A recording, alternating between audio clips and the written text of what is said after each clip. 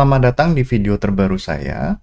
Video ini merupakan bagian dari video series yang berdiskusi soal berbagai topik seputar teknologi blockchain dan aset kripto. Video ini diproduksi atas kerjasama dengan Akademi Kripto. Nah, seperti biasa sebelum kita masuk ke materi, kita akan baca dulu halaman disclaimer. Berbagai informasi yang disampaikan dalam video ini bukan merupakan ajakan untuk menjual atau membeli instrumen apapun, melainkan untuk tujuan edukasi semata. Termasuk ketika ada penyebutan nama produk, nama merek, nama aset, itu bukan berarti endorsement terhadap produk, merek, atau aset tersebut. Nah, materi apa yang akan kita bahas kali ini? Soal Ocean Protocol dengan tikernya Ocean. Nah, jadi kita masih bicara soal AI atau kecerdasan buatan. Ya. Jadi semua orang mungkin sudah menggunakan AI dalam bentuk macam-macam ya. Saya dan Anda mungkin sudah pernah mendengar soal ChatGPT. Berapa kali Anda melakukan query ke ChatGPT, bertanya sesuatu kepada ChatGPT. Tidak hanya di ChatGPT, juga di Microsoft Windows misalnya, itu ada Copilot. Bahkan di google.com atau di Google Chrome juga ada AI-nya. Jadi AI itu sekarang sudah masuk ke dalam ekosistem kehidupan kita ya sehari-hari.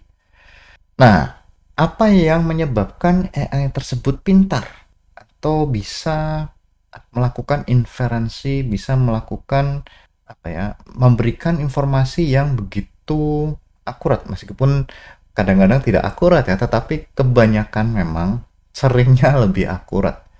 Itu adalah bagaimana mereka sudah ditrain atau dilatih dengan menggunakan data. Jadi kuncinya di sini adalah data.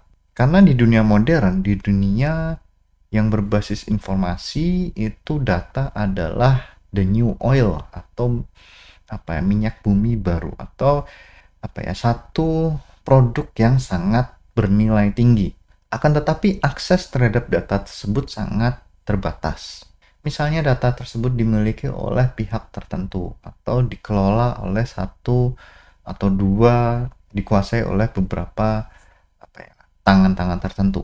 Jadi di luar mereka ya tidak bisa diakses. Atau misalnya ada informasi-informasi milik pribadi, informasi kesehatan, atau informasi kependudukan, atau bahkan mungkin soal traffic di dalam jalan-jalan tertentu atau di kota-kota tertentu. Jadi data-data tersebut memang sangat dibatasi aksesnya atau sangat siloed gitu ya. Jadi kepemilikannya memang dibatasi atau hanya dimiliki oleh pihak-pihak tertentu.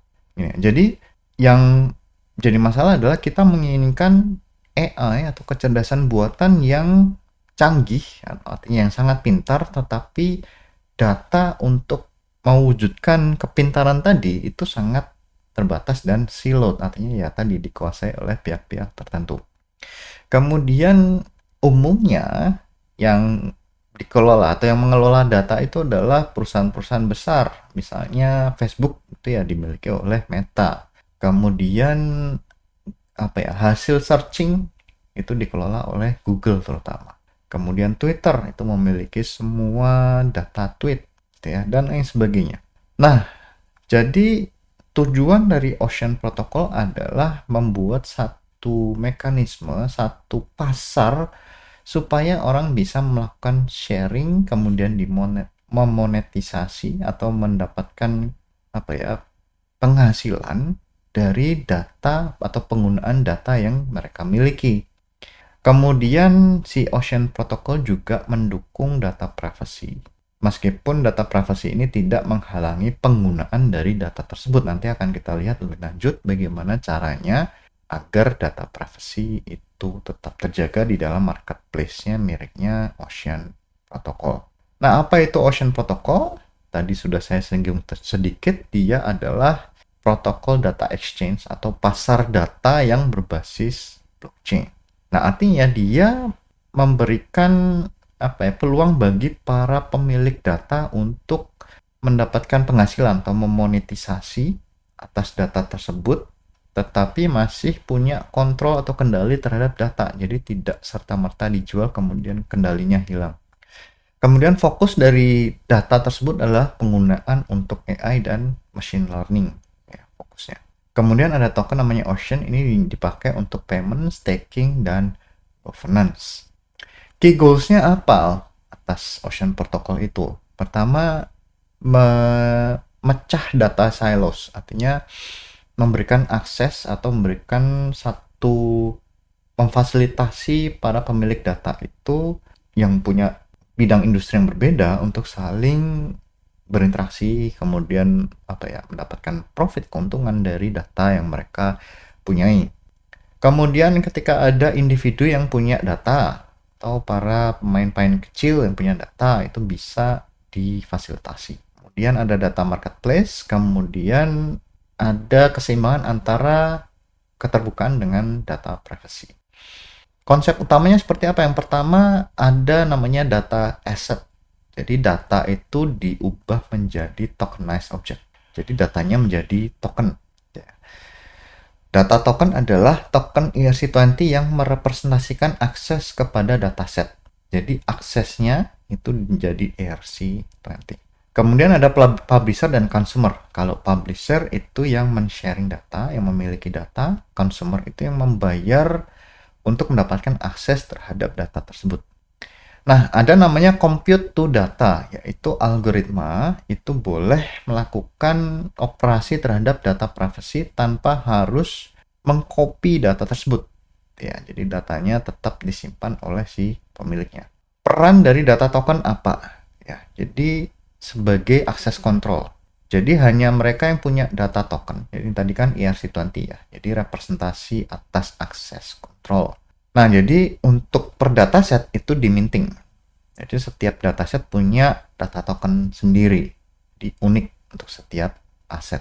Kemudian untuk mendapatkan data token itu harus ditukar dengan Ocean token. Ya.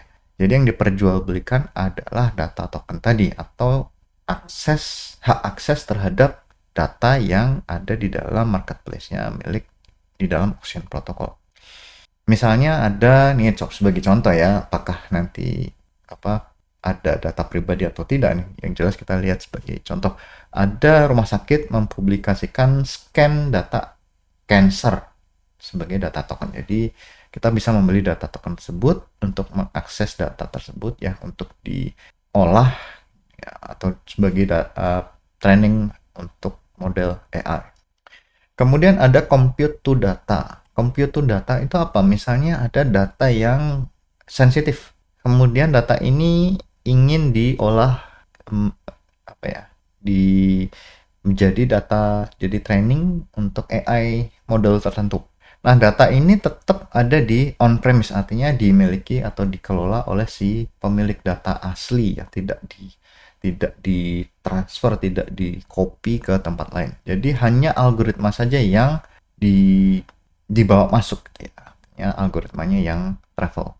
Kemudian ada result atau hasilnya itu jadi outputnya adalah hasil, jadi bukan raw data yang ditransfer.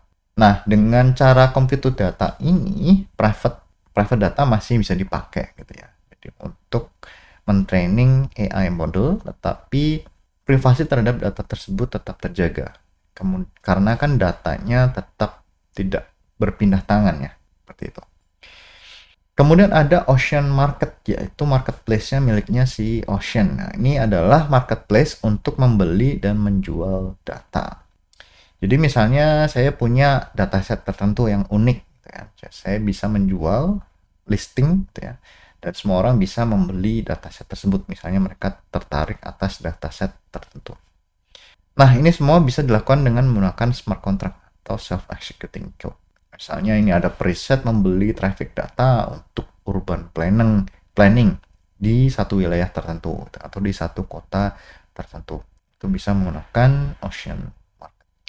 Kalau use case-nya seperti apa? Yang tadi kan ada researcher ya untuk urban planning, ada misalnya untuk kesehatan yang tadi rumah sakit itu menjual data tetapi menggunakan misalnya compute to data. Ada share medical data gitu ya untuk kebutuhan riset. Kemudian untuk finance ada risk model menggunakan real time data. Misalnya apa ya? Exchange, kalau di Indonesia berarti apa? Jakarta Stock Exchange misalnya menggunakan menjual data secara real time. Ini bisa dipakai untuk mengembangkan risk model atau model resiko atas pasar modal misalnya. Kemudian secara untuk mobilitas ada data kendaraan, data traffic, kemudian seberapa banyak apa jalan ini dipakai ya, atau tingkat kemacetan sebuah kota itu bisa dipakai untuk melakukan analisis untuk apa ya kebijakan publik misalnya. Kemudian untuk agriculture ya, misalnya pertanian itu membutuhkan data iklim, kemudian data panen.